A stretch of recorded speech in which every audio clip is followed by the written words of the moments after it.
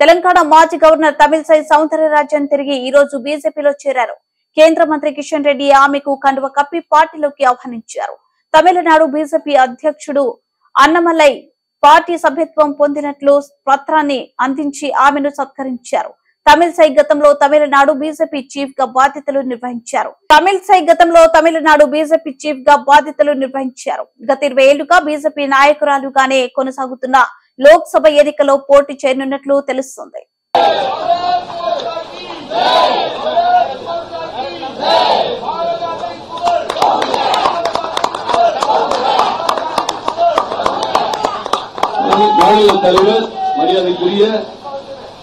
மாநில தலைவர் அவர்கள் இப்பொழுது உறுப்பினர் அட்டையை வழங்குவார்கள்.